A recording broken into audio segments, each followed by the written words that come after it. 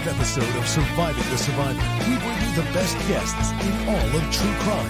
Don't forget to subscribe and smash that like button. Here's your host, Emmy Award-winning broadcaster, Joel Waldman. What's up, STS Nation? Welcome to another episode of Surviving the Survivor. It is the podcast that promises to bring you the very best guests in all of true crime.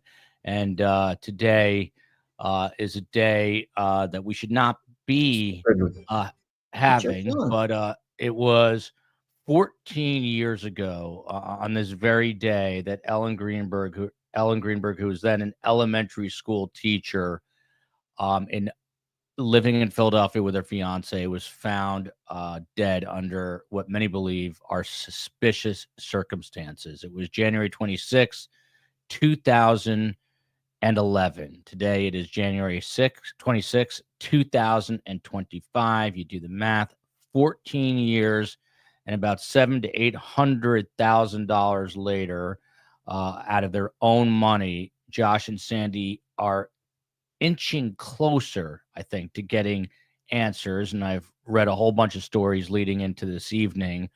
And many people feel that 2025 will be the year where we finally get some answers in the pursuit of justice for Ellen Greenberg. But of course, we are joined by her parents, Josh and Sandee, and Gavin Fish, who is investigative journalist by day and an investigative journalist by night on his own YouTube channel, Gavin Fish. And he has been following this case incredibly closely, as have journalists at the Philadelphia Inquirer, Penn Live, and many other places. And it is starting to finally, I feel like, get momentum. But Sandee, to you, obviously a very bittersweet day. I mean, it's nice that people are focused on this, I think, and that it appears a lot more big name journalists have gotten on board to sort of put a spotlight on this. But obviously it's 14 years ago that you got the news.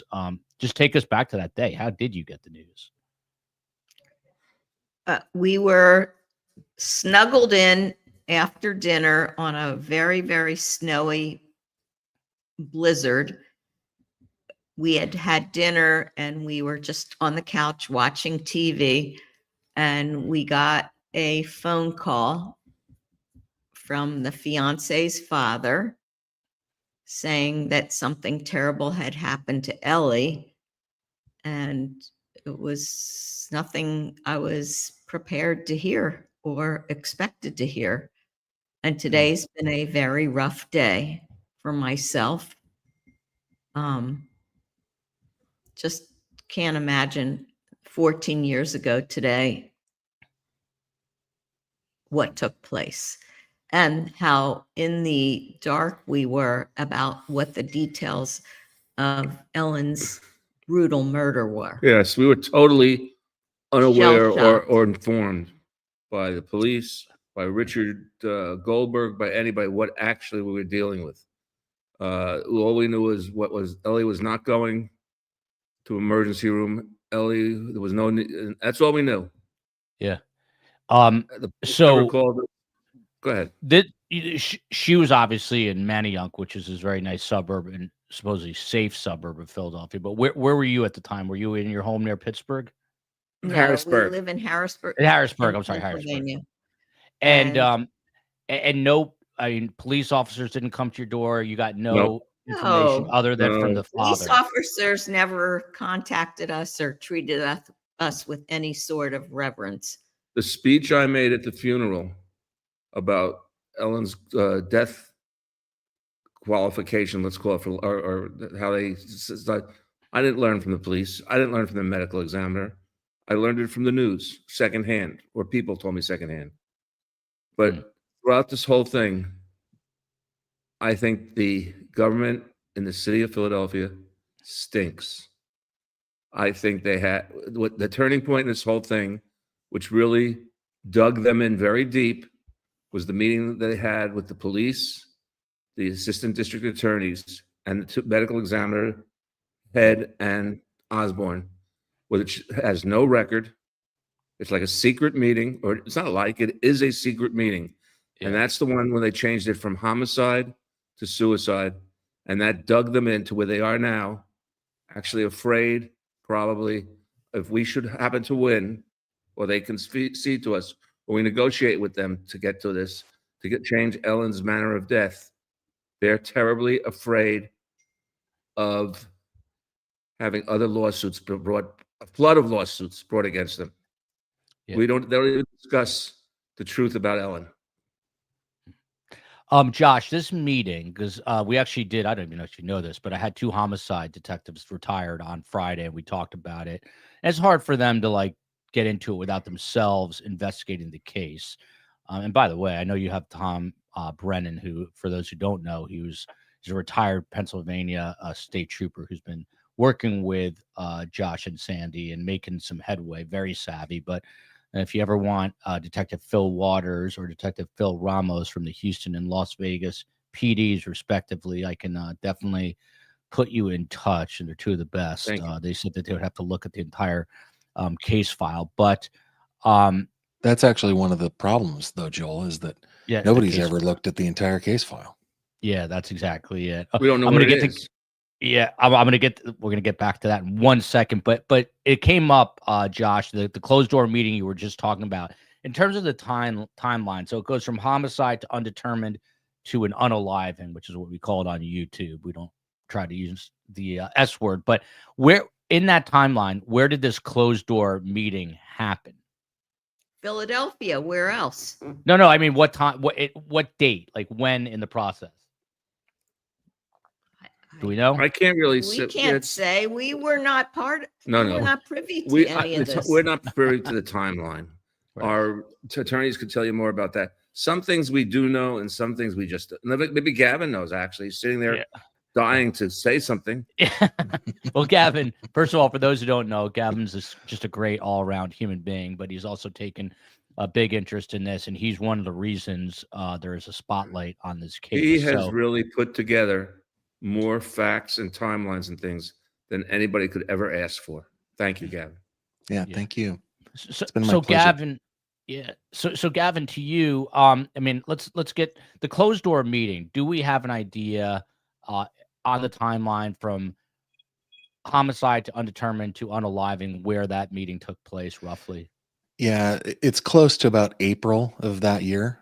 Okay. What happened was Dr. Osborne, the people who were on site. April 4th, MG is telling us April 4th. Yeah, that's the day that they changed the manner of death. So we believe that it was sometime in the previous few days to that.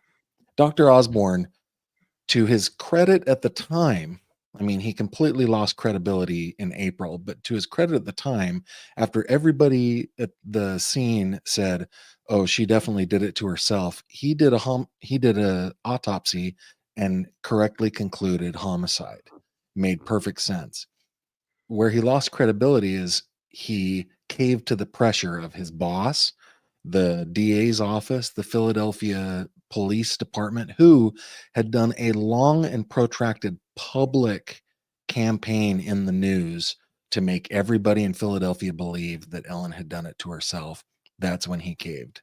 So it was like 3 months later. Yeah. By the way, I really want to make this kind of a dual show simultaneously. One, remembering Ellen the person, and then the case that we're dealing with. But back to this case file, Gavin. Where is it? Did it ever exist? I know that we've had Guy DeAndrea on, who you've had on as well, who is the homicide prosecutor in the Philly DA's office. And by the way, this has been kicked over to Chester County since then. But this case file that Josh just mentioned, what's up with that?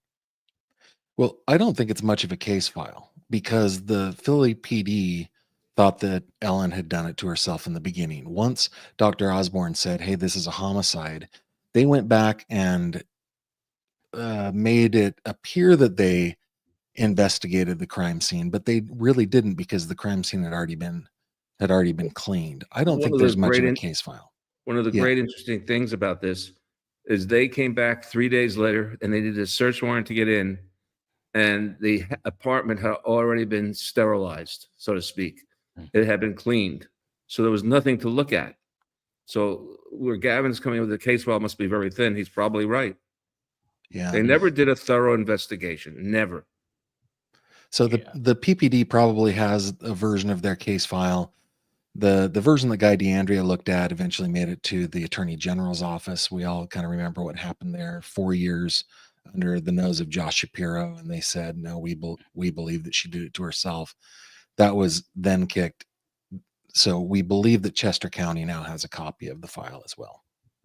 Let's hope. And they put out a statement a few months back saying that it's on an inactive status. But Gavin, they used the word homicide for the first time out of any agency referring to this case. Is that right? They did. Yeah. And they also said with new evidence, they would open it up.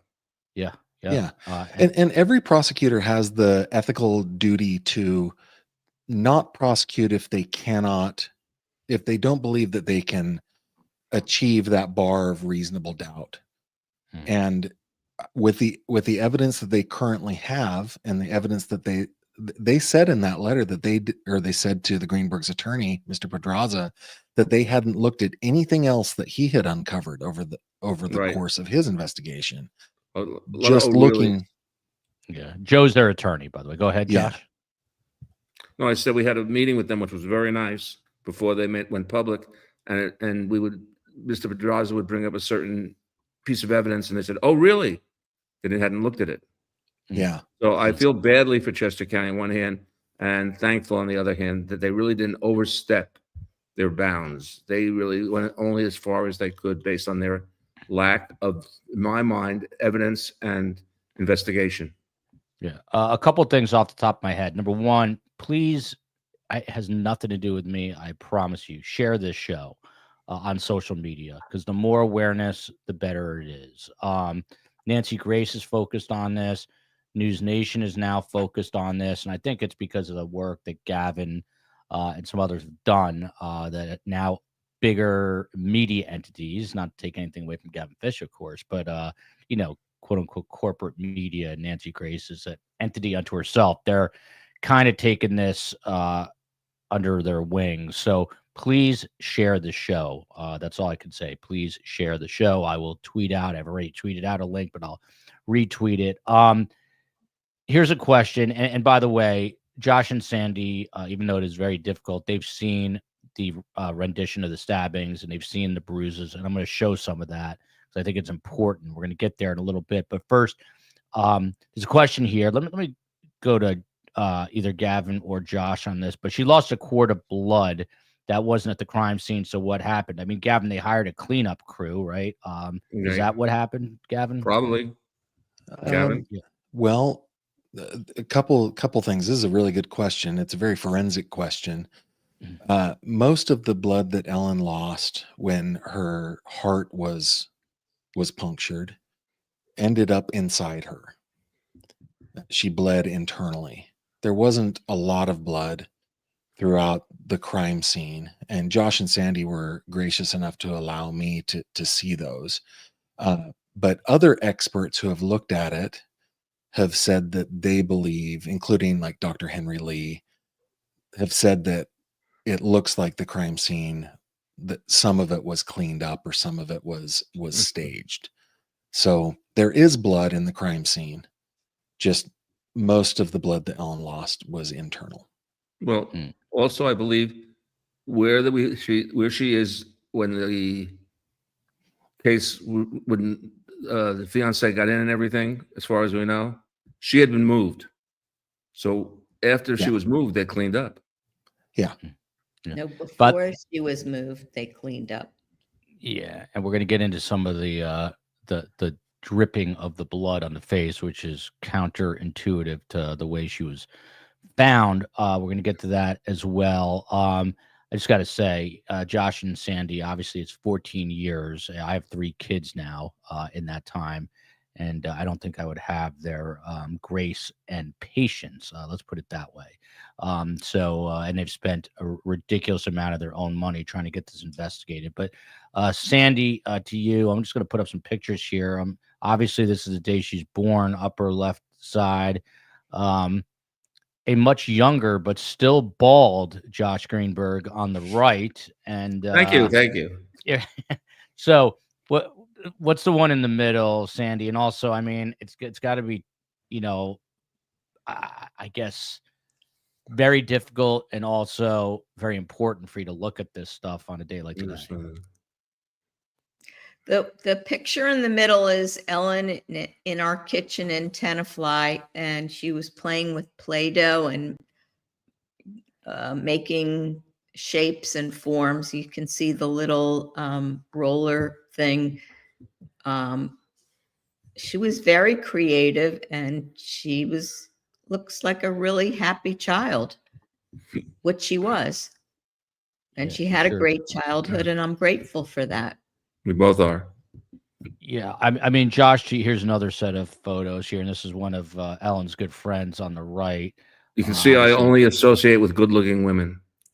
that's it. Yes. So I mean, Josh, for people, and that's all of us here who've never met Ellen, how do you describe her personality? How do you describe who she was? Ellen was a girly girl and a boy girl.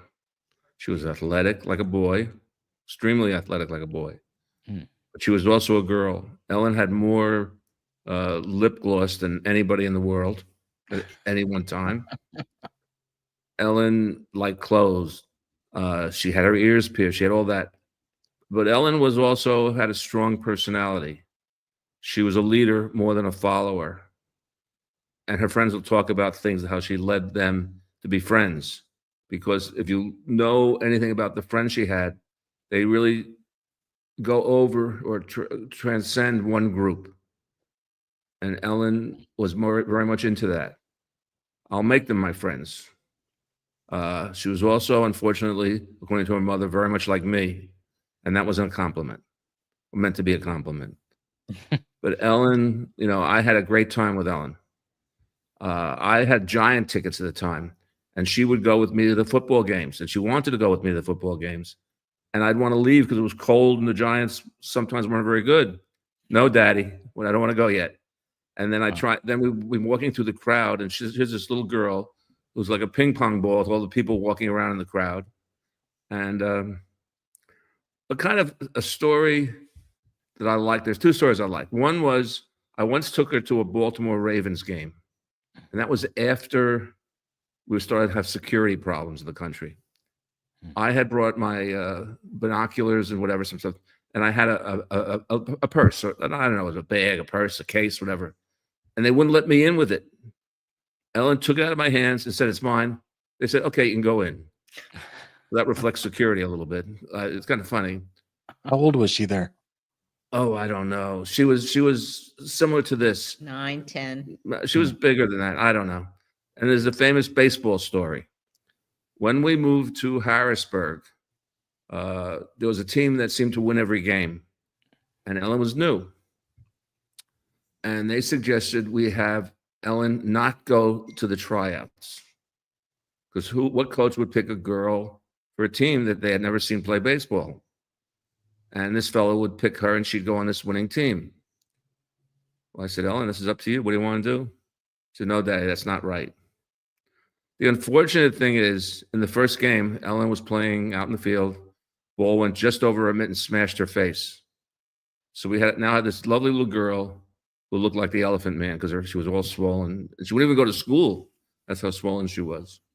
But those stories seem to reflect things about Ellen that I think were important. The willingness to stick to it in the football game. She wouldn't go home. I tried bribery. It didn't work. And the fact she didn't want to do anything that might be considered not right. Ellen was principled, very principled. And that's an important trait in our country right now. And you can see, and one of my other, okay, I've got one more story. Sure. If you have a daughter, you'll appreciate this. If anybody has a daughter out there, I think it was her 20th birthday. And I get a card. "Daddy, we don't always agree, but you're usually right." You don't get one of those often, believe me. And I kept it. I have it locked away.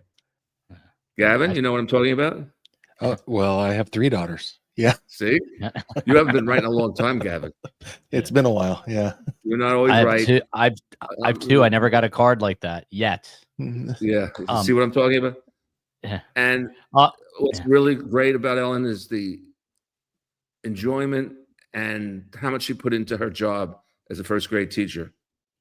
That was her calling. She did try to do something else, which really wasn't for her. And I never really pushed her into that one. I was actually trying to push her away, but I didn't think she could handle a certain part of the But Ellen really whatever. had a thirst for life, a thirst for living. And I could never understand when she was in her dating days, she never took a break. I kept saying to her, aren't you tired? Don't you want to stay in? No. She had plans all the time. She was just going. And I didn't understand it, but I'm thrilled to reflect back and know that she was living hard. Yeah, that's good. You're seeing more photos here, obviously a little bit older. I was going to ask you, so I didn't know. Someone in the chat, is this true? Did you have 2 master's degrees? She did. Wow. In what? Education and reading from And so, Chestnut Hill College. wow. And so she was teaching at the time. Josh just said there was something else that she may have been interested in, but he left us hanging. But Well, Sandee, that was there before she that was not before she got into teaching. Her original goal from college was to become a speech therapist, and when she got to DC and into the program, she realized it really wasn't working for her. And I said, no big deal. It takes a lot of courage to realize it's not for you. You'll come home, we'll regroup. And she went to Philadelphia and took it, got into the program for teaching at night at Temple. And we insisted that she work during the day, which she did. She was a teacher's aide at Colonial Middle School. And she always worked, and she went to school at night, and she was a hard worker and a high achiever. Again, 14 years today. Is this the toughest time of year for you? Is it the birthday? When is Ellen's birthday? June 23rd.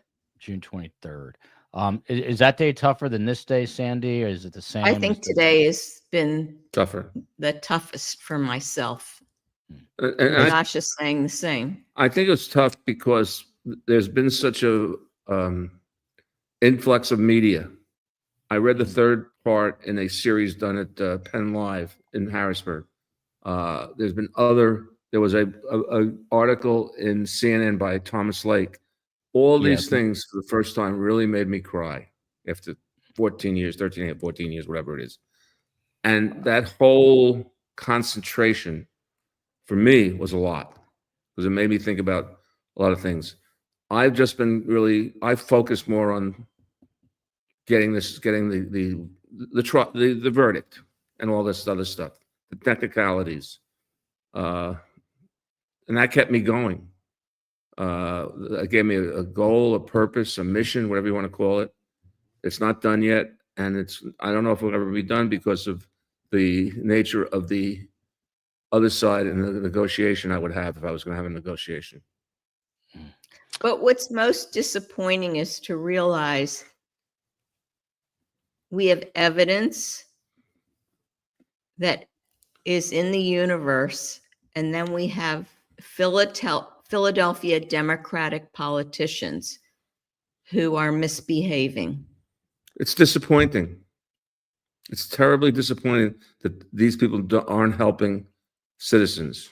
Ellen was a citizen, Sandee and I are citizens, and it's terribly disappointing that they have worked themselves in a situation where they have to worry about other things than what's right and the truth. The truth, that's the key thing. And we should not have to suffer because what the medical examiner's office in Philadelphia is worried about, what the solicitors in the Philadelphia establishment are worried about protecting, because if they rule rightfully that this Ellen's cause and manner of death was a homicide, the Philadelphia legal system is more worried about what the repercussions are than doing the right thing. If they've been doing the right thing all along, they shouldn't have anything to worry about. Well, and those And we're not repercussions asking- could be that result- they. Go ahead, Sandy. Sorry. No, as a result of the behavior of the Philadelphia Solicitor's Office and the Philadelphia politicians and the Attorney General, this is what the residue is left with. But now that this is in the forefront of the public eye, everyone can take a look at the politicians here.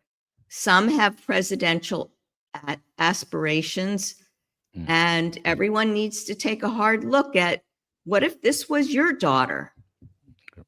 Is this how you would want your future president to look like?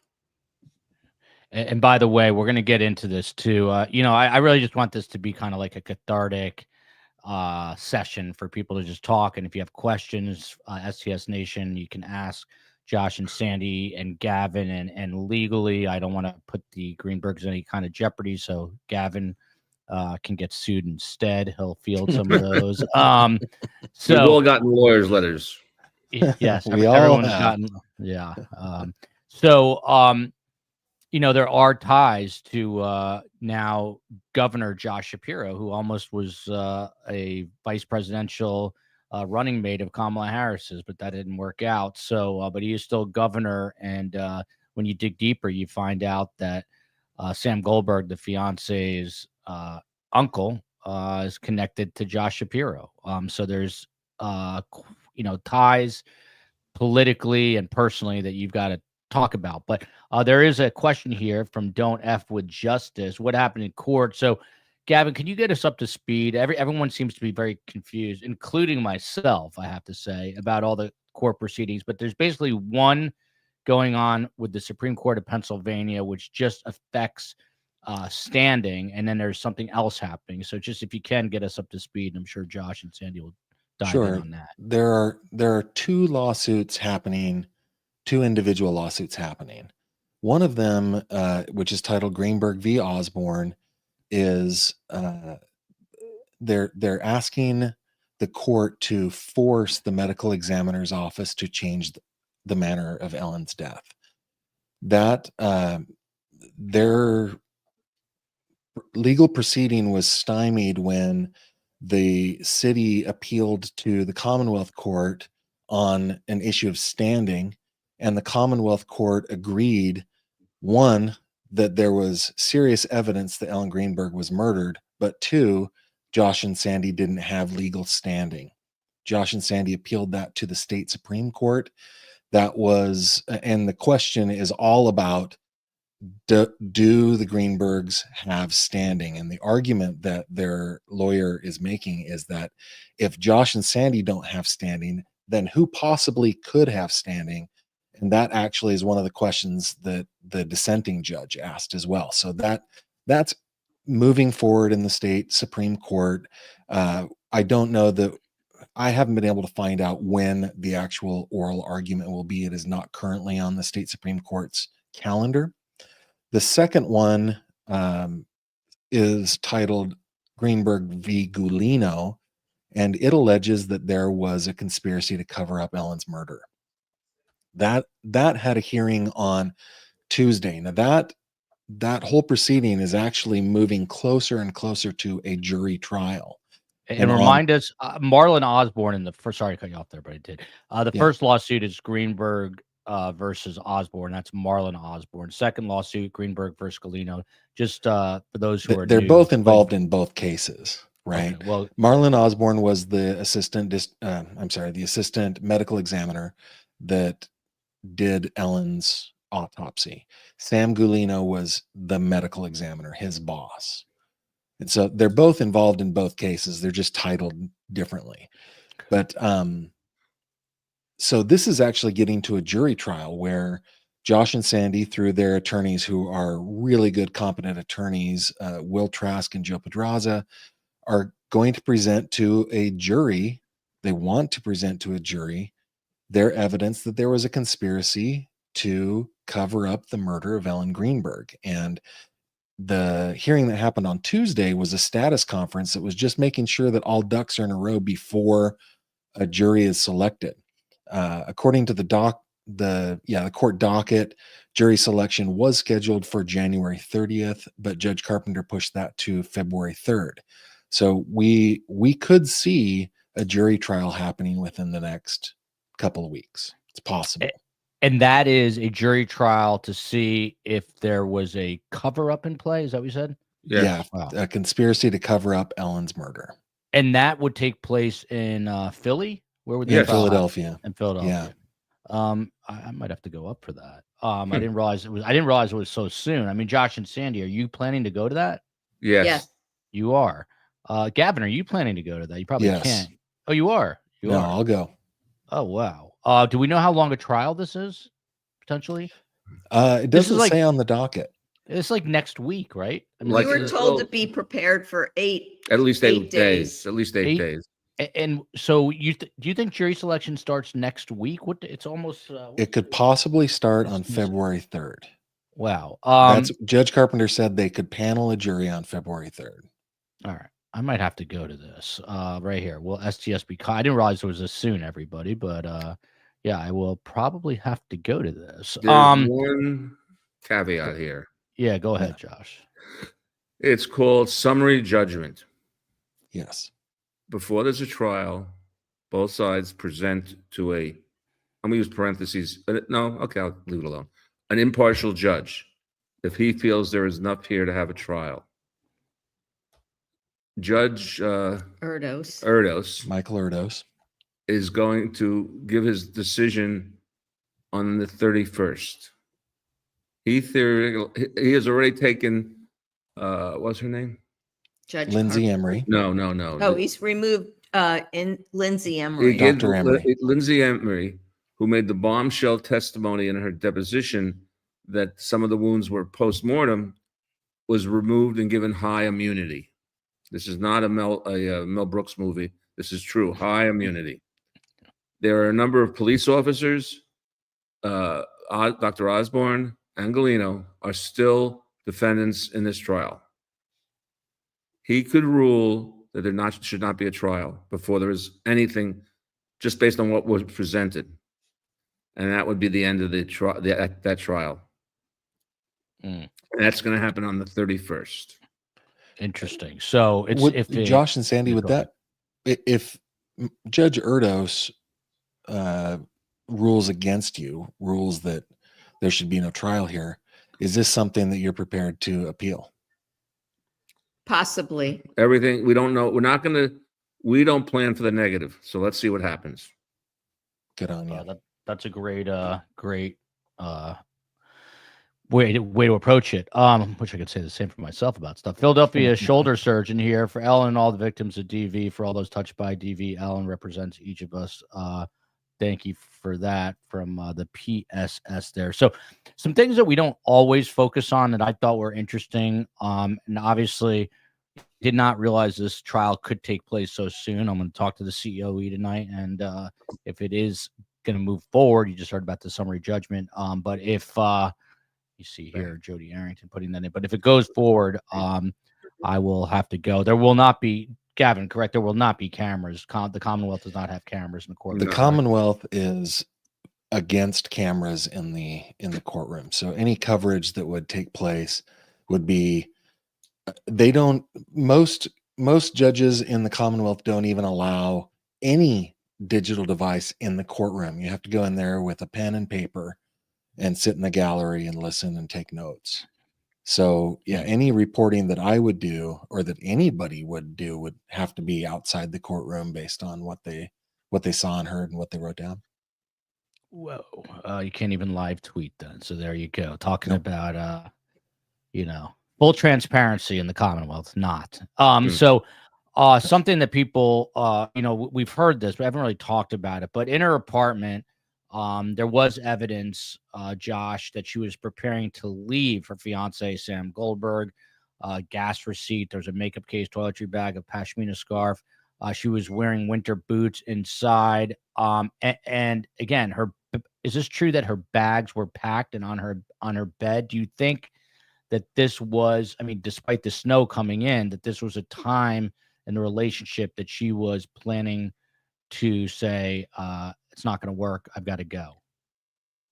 Can I take the microphone for a few minutes Yeah. exclusively? And Yes, Mr. please. Gavin over there can contradict me. An interesting thing happened to me with Thomas Lake. Thomas Lake asked me to what I thought the last time, the last minutes of Ellen's life were.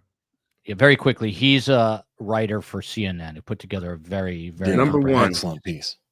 One of the things that the police said, that's our dog, Harry.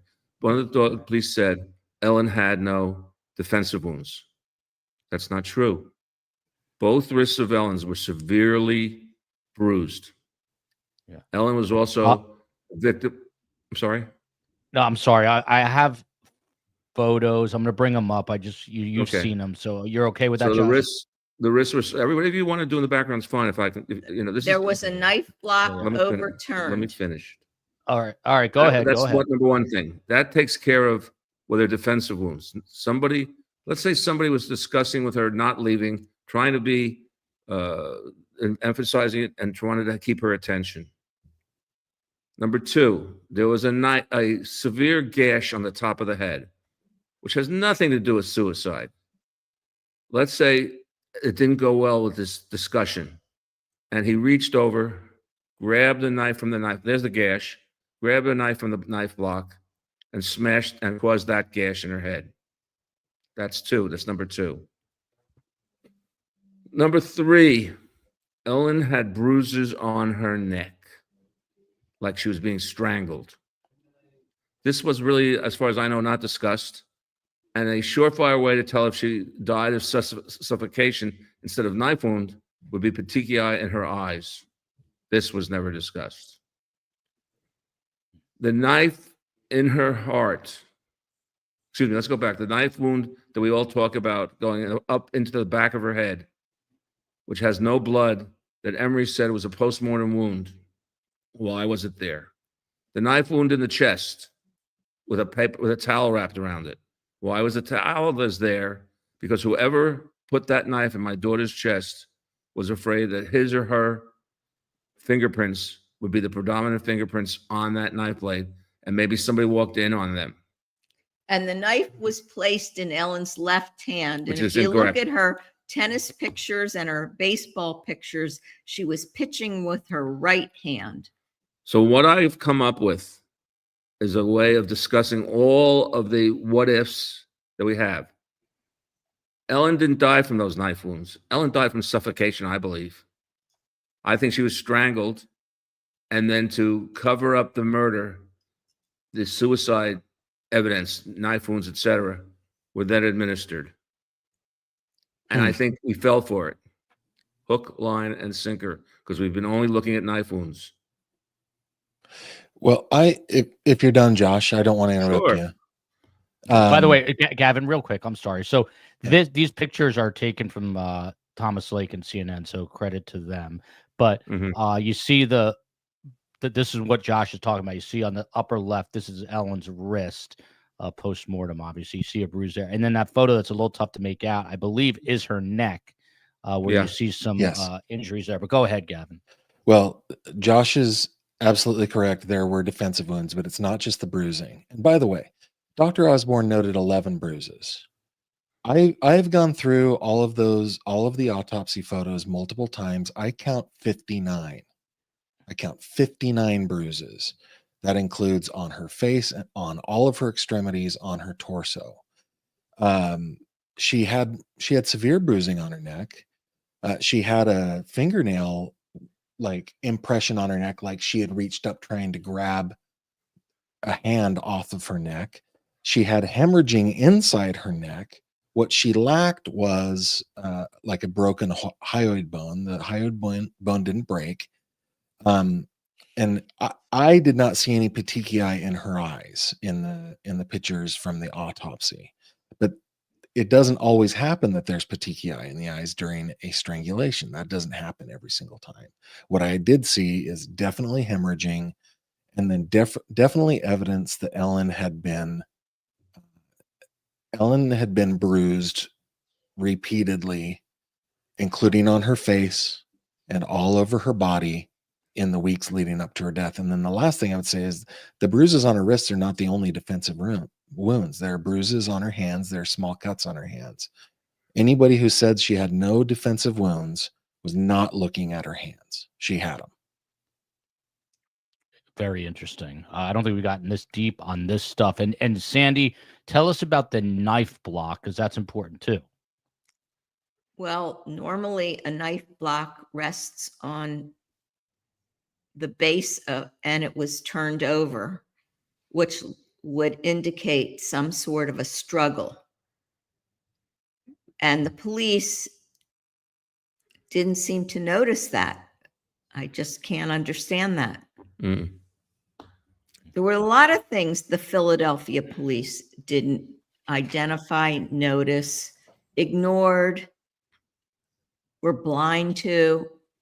I don't understand how they're all receiving their pensions. Great question. When was the last time, Josh or Sandee, this is from Nicole, who's now made this like a personal mission. She's tweeting. And by the way, you can tweet the governor. He's got a very public-facing social media presence, and he is the governor of a state. So feel free to tweet at him and ask him what's going on. But Nicole wants to know, when was the last time either of you spoke to her before you got I the had news? spoken to Ellen that morning when we were both, she was in her car on her way to work, and I was putting the last touches on my face before I was to leave for work. So that was probably about 7:25 on June 26, 2011. I did speak to her that day because I went to work before she got up.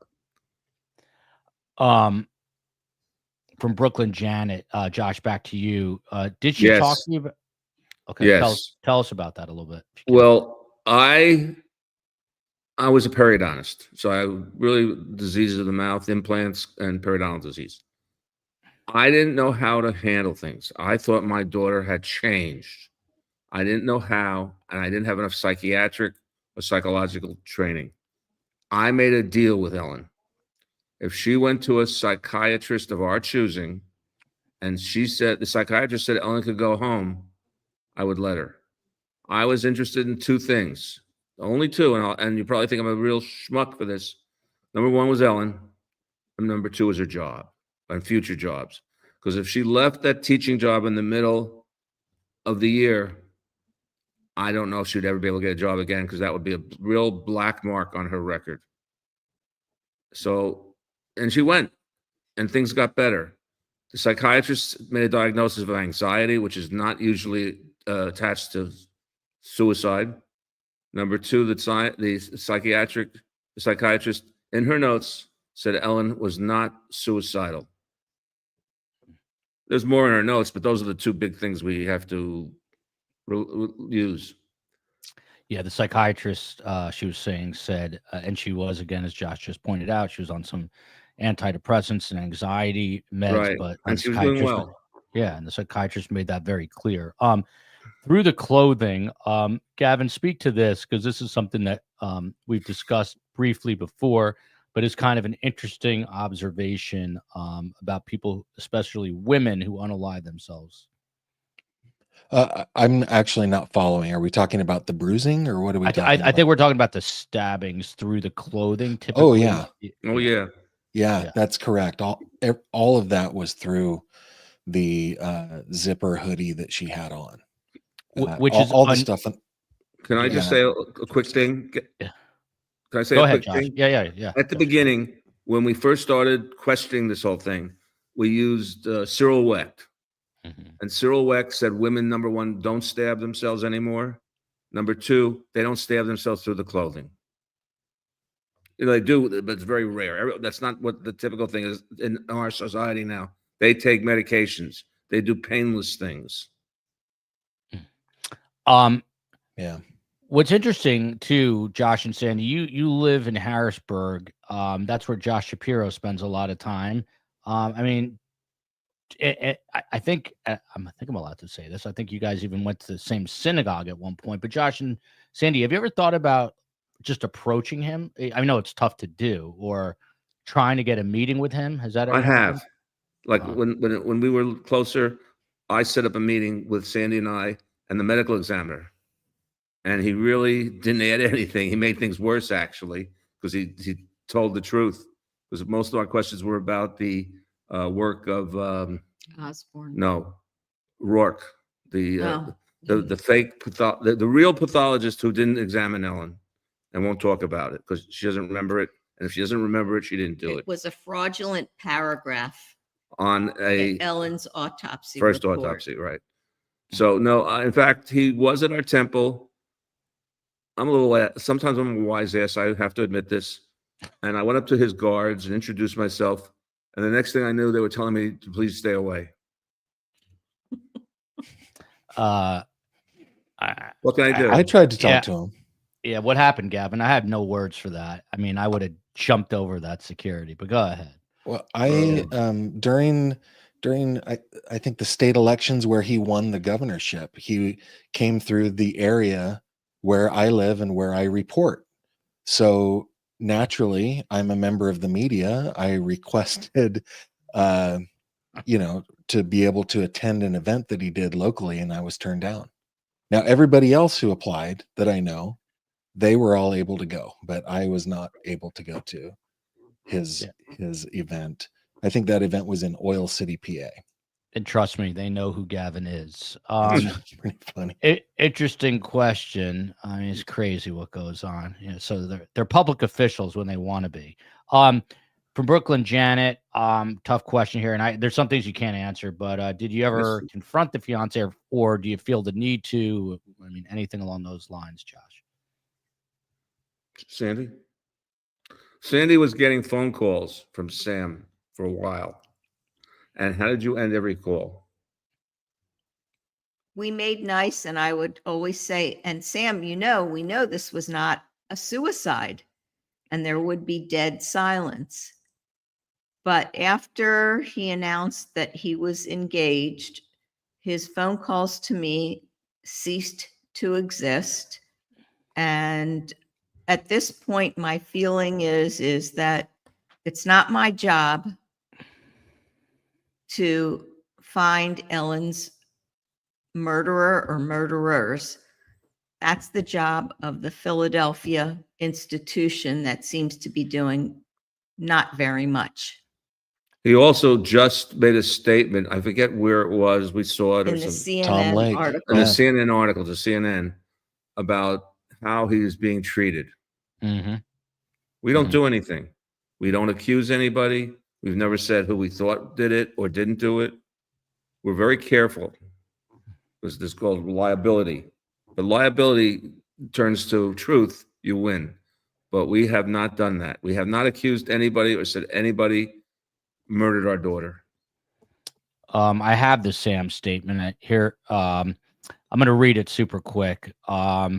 When Ellen took her own life, it left me bewildered. She was a wonderful and a kind person who had everything to live for. When she died, a part of me died with her. Mental illness, this is just a part of it, is very real and has many victims. So he literally just put it on her. And then you go to the 911 call, which I could play it. I don't know that the parents want to hear that today, but in that 911 call, very interestingly, he points out that she, quote unquote, fell on the knife. He doesn't notice a knife in her chest for halfway into the call. And then when he does, he gives an explanation as to how it happened, which I find very curious. So I can go back and play that if you all want. But Dr. Wayne Ross, so we talked about Cyril Wecht. Josh, tell people who Wayne Ross is, Dr. Wayne Ross, and he strongly believes as well that this is a homicide, not an unaliving. I'm not sure exactly his credentials, but Wayne Ross reviews deaths in the Harrisburg area for everybody, and he doesn't think this was a suicide. I know I'm making a very brief statement, I should be able to elucidate more, but he has actually formed a panel of experts gratis to us who have reviewed the case and are reviewing the case and able to review the case to help with what we're trying to do to show that Ellen did not commit suicide. Josh By and the way, Sandy, Dr. Ross, What? the talk to lawyers for Dr. Osborne have made a motion to exclude Dr. Ross from any testimony in the trial. And Judge Carpenter, at least for now, she has not ruled on that. She was asked to rule on that, and she said she would leave that for the trial judge. Josh and Sandy, if I play the 911 call, are you okay with that? Oh, sure. Sure. Yeah. Okay. We've heard it. Okay. Here is the call. I think I have it. Do I not have it? I thought I had it. Here it is.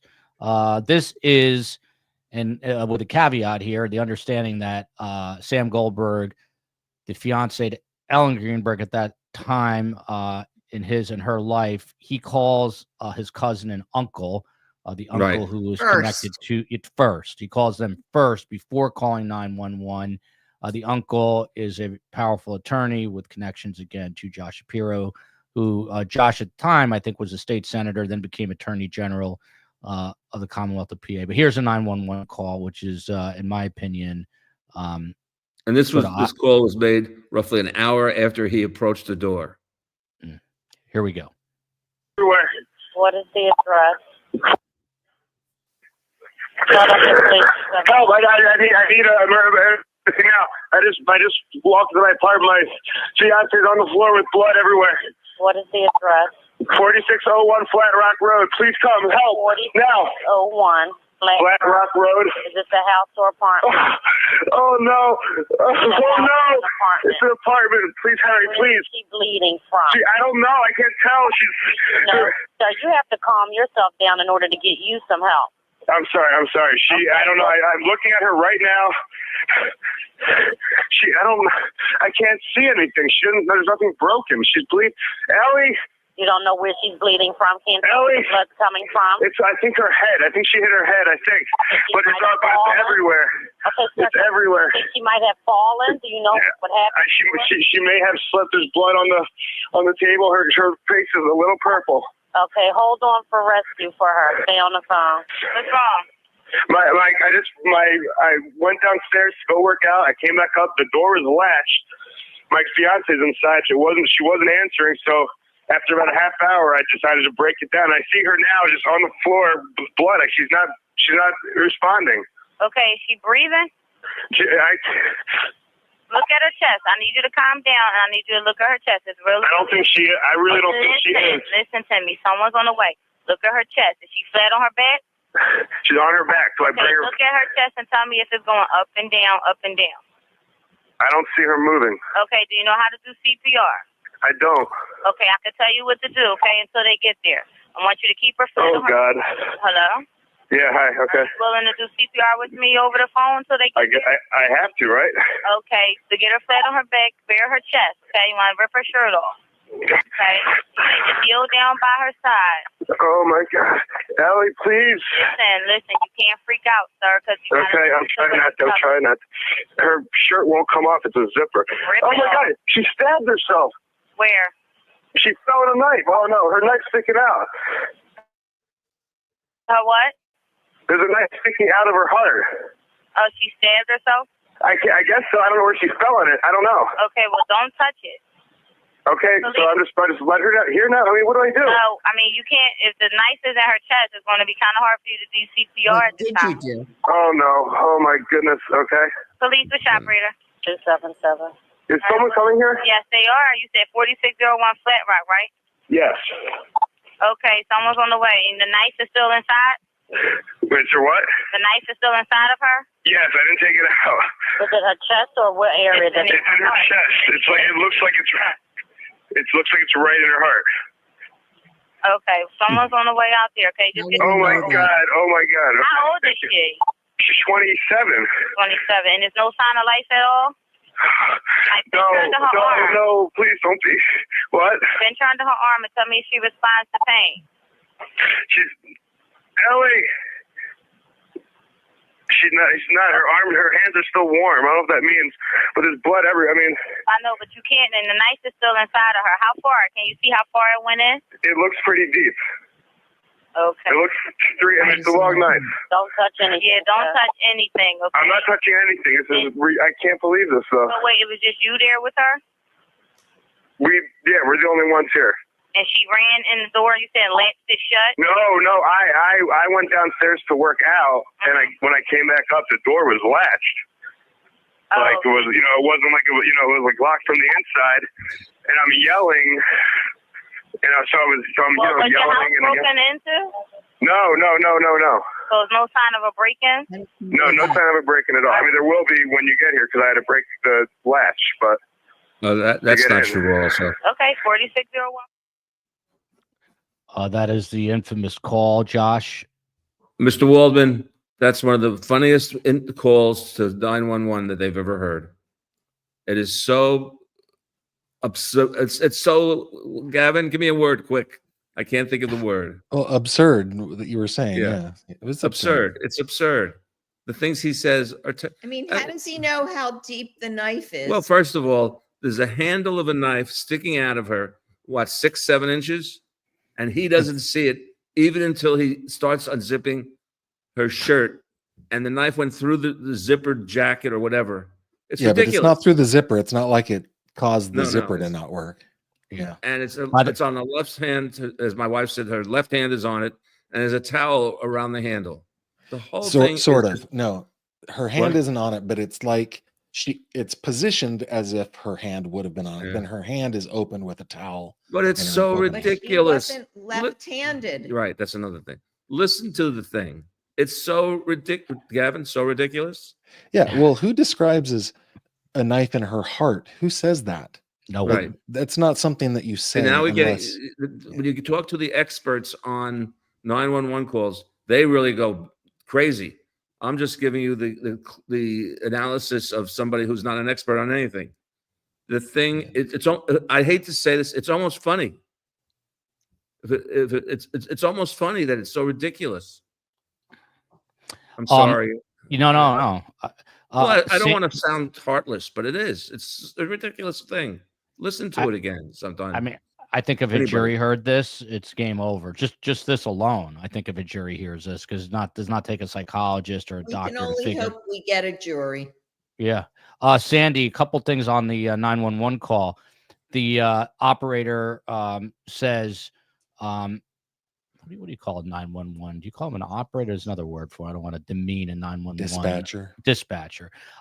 Says, can you do CPR? His reaction is, I have to, right? I mean, Do I have to? Nothing. He's marrying his life partner. We told you it's funny. He doesn't have any inkling whether or not he wants to try and save her life, unalive her and make her alive. I told you it was absurd. He says there's no intruder. How does he know at that point? I said we don't know. Roll back the tape. We don't know. How does he know who was in there? He also says nothing's broken. It's believed that the police followed his directions on what they did and how they ran the investigation in the apartment, that they immediately saw it was a suicide. I mean, I don't even know what to say. I really don't. Police officers have to assume a crime scene is a homicide unless they prove it otherwise. That is absolutely true. We just had these homicide detectives, but no one talks about that. Yeah, they should have walked in and investigated. So exactly how did they work on that? They didn't. A couple things. That's the number one thing in their toolbox. Back to Dr. Wayne Ross, who's this forensic. He's a forensic pathologist. He's done over 13,000 autopsies. Again, he believes that this is a homicide. He, again, to Josh's point, believes that there is evidence of strangulation. You heard Josh earlier on, which is very interesting, say he now believes Ellen was strangled and did not die, and the knife wounds were kind of a red herring to send everybody that direction. Correct, Josh? Interesting, Gavin, huh? She was definitely strangled. 100%. Hemorrhage in the middle of her neck. bruises on her neck in the shape of a thumb, an index finger, and the skin webbing. She Until was Thomas 100%. Lake asked me the question specifically, I had never really tried to put it all together.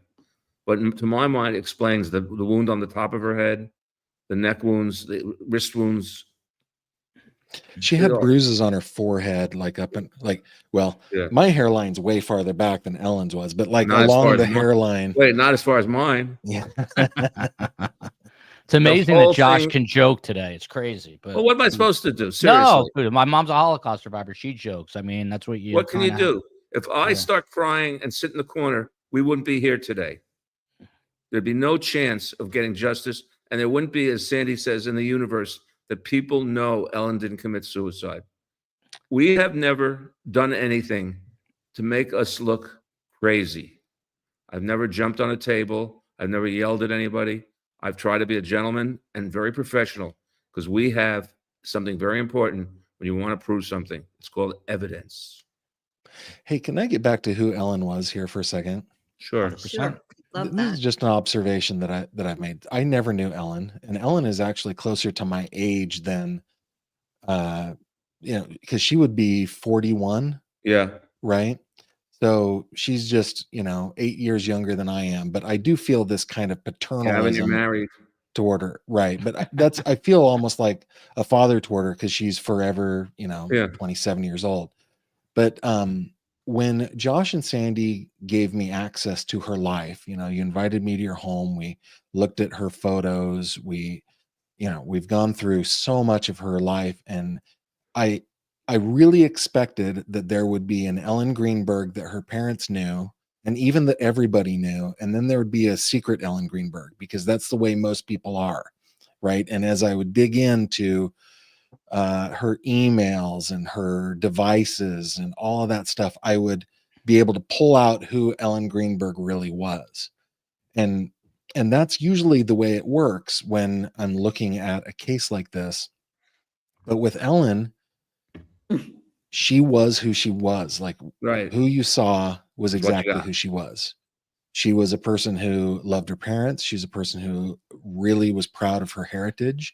She loved her extended family, her grandparents, her, all of the extended family. Her cousins looked up to her. She loved them. She was friendly to so many people, and that friendship was real. She didn't talk about. I still look up to her, even though she's passed. Yeah.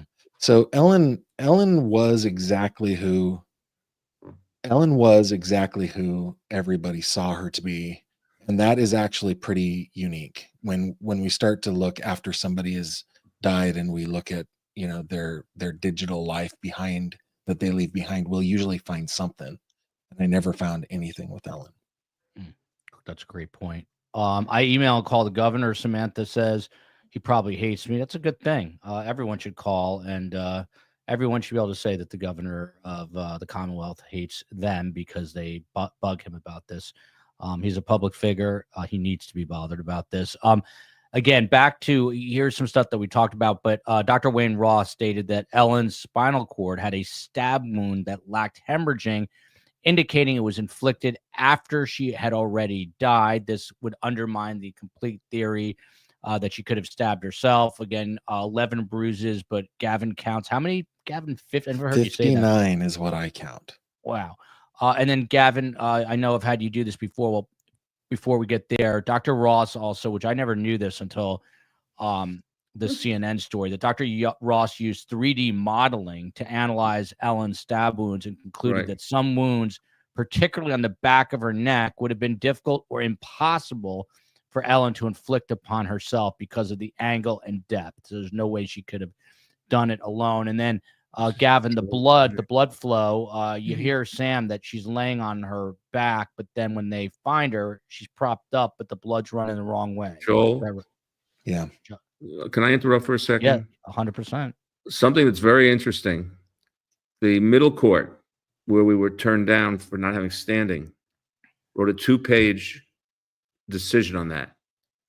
They then proceeded to write 30 pages on why we should get the truth. A lot of that they took from Wayne Ross's, I think, 30 some odd reasons why this is not a suicide, excuse me. So it's amazing. We're really at the Supreme Court because the other court set it up. Got Yeah, it? the other court was definitely on your side. They just felt like they couldn't get past Yeah, they couldn't get what the past precedent was. whatever. Yeah. I mean, the last sentence in the second paragraph, the examination by the medical examiner, the police, and the attorney general were flawed. That's a direct quote if you look. I believe, by the way, someone asked that there is at least one documentary that's in the works. And I know Nancy Grace has a book that's coming out, so that's going to undoubtedly help. I mean, Sandee, I'm sure you've talked with Nancy Grace, at least been on the show. I know you have, but did she tell you why? I mean, is she taking this personally the way Gavin and I are? Yes, she's taking it very personally. Remember, she's a woman who's emotional. She's not taking any, all the proceeds from the book are being donated to charities. And she initiated this. We didn't. And she's very passionate. And she has really, she cares a lot. We plan to appear on her show with Dr. Phil in the next couple of weeks, but our schedules are very up in the air with the pending court decisions and jury and all that. We have to kind of keep that on hold, but we will be filming. We will be going to Dallas. And we're not in the situation where we're stopping. So, as much as we are being placated by the Philadelphia political machine, that's not stopping us. And the more they are exposed to the world, truth will be set free. Unless they change the verdict, we ain't going away. Good. I'm very glad to hear that. I've learned to live without the money. Seriously, we can live without the money, but we can't live without getting that verdict changed. There are things more important than money, that is for sure. And I would put that far up on the list. Gavin, here's the now infamous door lock. Let me just pop. Oh, God. There we go. Joel, and I'll say Gavin here from Peppermint. Can you speak to the door latch? Because Gavin actually tested this while we were listening to 911 call. Gavin has a door frame that's broken. Yeah, Gavin, I love that ahead. door frame. Yeah. What? You fixed it? No, I'll never fix it. Not until we move out of this house will I ever fix that. I love looking up at my door frame, swing lock, and Gavin, seeing. tell us what that's all about. What you're looking at there is the state of the latch. This is a crime scene photo taken by the medical team. Correct. Taken by the a guy named Steve Olszewski, who was with the medical examiner's office. And that's actually very important. What Josh just brings up.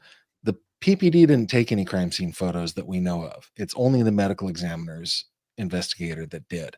Anyway, that is how the latch was found when the ME's investigator got there. I reenacted what Sam would have done in order to get into the house, and I find it impossible that this is the damage that he would have done to the door. Gavin has a very understanding wife. Yes, you do. Yes, I do.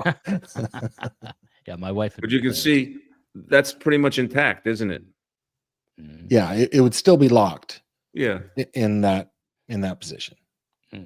Retired court reporter Ned Smith, justice will come. I have no doubt, and I think it's coming this year.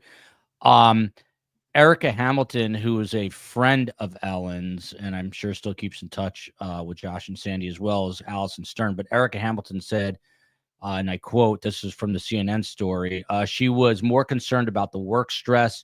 Obviously, looking back now, I can tell that was not what she was stressed about. I think she was hiding stuff that was going on in her relationship. Allison Stern said she saw Allison, by the way, 4 days before this happened to Ellen. She said Ellen seemed visibly disheveled. She said, and it was during a wedding dress shopping trip. So Ellen was going with Allison, and Ellen said when questioned by Allison, Ellen said, it's nothing. I'm fine. Today's your day. Well, she broke down. I was reading something else today. I mentioned the story in live, the live press, whatever. Penn Live. Yeah, she broke down, and then she got control of herself, and she said, "I'm okay. I'll be okay." But they didn't believe her. They knew something was wrong. Well, and I think Ellen, Ellen did complain to Josh and Sandee and to other people that work was stressful. And in her messages and her emails, she did the same thing to other people. I think that she believed that it was work that was the stress, but she didn't. She I mean, she hadn't come to grips with the fact that she was being abused by the person that was supposed to love her and take care of her. This is just my opinion. In my opinion, Thank you. she hadn't come to grips with that or come to terms with that yet. But one of the observations that I made in looking at her, the digital life she left behind, is Ellen was a young woman who loved strapless spaghetti straps, tank tops, things like that. That's what she liked to wear. That's what she was most comfortable in. But for about the last month of her life, there are no photos of her like that. They're all turtlenecks, long sleeves, cover up, things like that. So I think that whatever was happening in Ellen's life was happening at the very end of Ellen's life. This is just, there's something about this just that infuriates me. And I've said this to Josh and Sandee, and for some reason, when we do shows on Ellen, and I could care less, but the numbers are always a little bit lower than others. And I do not know why. I almost feel like we're being shadow banned by a governor, maybe. But please, again, I cannot emphasize, share this. Or if you hate me, go to Gavin's channel and share Gavin's stuff. But whoever you like, share their stuff. Brian Enton is doing this. He's a friend of myself and the COEs for News Nation. John Lucy at Penn Live. John, Tom Lake. John Lucy. Any of these guys, Thomas Lake at CNN, tweet and reshare their stuff. It's a way. And obviously Nancy is a big fish, and so she's going to have some influence here. We actually are launching a second channel this week. I'm not sure how we're going to do this, but one of the first people that's going to launch a show is the Geo Profiler. He put together the little promo. I'm going to play that for you guys just so you get an idea of what's coming, and then we're going to get final thoughts from our three esteemed guests. To know the artist, you must study their art. Geographic profiling is the background, not the portrait. It's the behavior that we do not see. It's the behaviors that we cannot change. It's the convenience, routine, familiarity, and laziness that offenders are unmindful of. It's how we interact with geography, the environment, space, and time. Join me this month as the Geographic Profiler and Surviving the Survivor join forces to bring you an exciting new approach in the true crime space. There you go. There you go. Yeah, it's he's a very interesting guy, and he does, by the way, a lot of gratis / pro bono work to help a lot of victims that we have had on the show. But huge thanks again. I had no idea. There's a lot of things I don't know about, but I did not realize that potentially, you just heard during the show, that this trial could be as soon as potentially next week. If that is the case, I will try my best if I get a permission slip from the COE and Carm, my beloved mother. By the way, tomorrow is International Holocaust Remembrance Day. If you want to take a few seconds out of your day to remember, the 6 million lost, or 1.5 million children. There was also a lot of gays, gypsies, and others who were killed, and a lot of non-Jews too who were helping Jewish people. And my mom was saved by a Catholic nun and a non-Jewish doctor. So a lot of people to thank and a lot of people to think of. But Gavin Fish is one to thank when it comes to this case, because he has been all over it much longer than we have here at STS. Gavin, difficult, bittersweet day. I'm glad we got all of this out here today. I'm really happy that Josh and Sandee are here. Your final thoughts? Yeah, I guess my final thought would just be to reiterate what you're saying, Joel. This story needs to get out. There's a lot of content there, including here on Surviving the Survivor. Just share it, share it, share it. I have also experienced the same frustration that content that I make on Ellen's case doesn't get the same traction that everybody that I would expect it, and I've suspected that maybe it's harder to what is the word that I'm looking for? It's harder to relate to Ellen for a lot of people when we see victims that are little children or those kinds of things. It's really easier to get mad about. But Ellen's case, she's been victimized. Not only was she murdered, but now for the last 14 years, the state of Pennsylvania, the city of Philadelphia has victimized her day in and day out by withholding justice, just probably because they don't want to be held account on other cases as well. So please hold them to account, share all the content that you can, call the governor's office, call the Chester County District Attorney's office, make noise. Make noise. By the way, Charnay in South Africa raised a great point. I don't know if we know this, Gavin. Josh Shapiro's Republican opponent. I mean, it might be a little early. Is there a front runner? And that's a good person to tweet and text too, because any politician worth their salt is going to take this as an opportunity to challenge their opponent with. So do we know who Josh this Shapiro is? is an extremely popular governor in this state. And Very as a smooth. reporter, I have to say his office is very good at marketing what a great governor they think he is. And he has ambitions, like Sandee said in the beginning. He has ambitions for the Oval. He wants the Oval. I think he wants the Oval. He's going after it. He missed out with Kamala Harris, but that probably worked to his benefit. We're going to see him on the national stage, and it just scares me to think that a person that would let this cover up continue for 4 years in his office could possibly be the president of the United States. Makes me sick. Do we know who the Republican might be? Not yet. I mean, it was Mastriano last time, but he was no peach either. Yeah. So, well, even I couldn't speak out against him. Yeah. When we know, we will let you know. And again, people are asking the new shows when they're starting. Follow me on Twitter at Podcast STS, on Instagram, Surviving the Survivor. Josh, we're going to let the woman have the final word. So as it should be. You're up next, Josh. I don't know. It could be. Hopefully we're going to get not what we want, what we should have. Ellen was a citizen. Ellen was a person. She deserves that respect.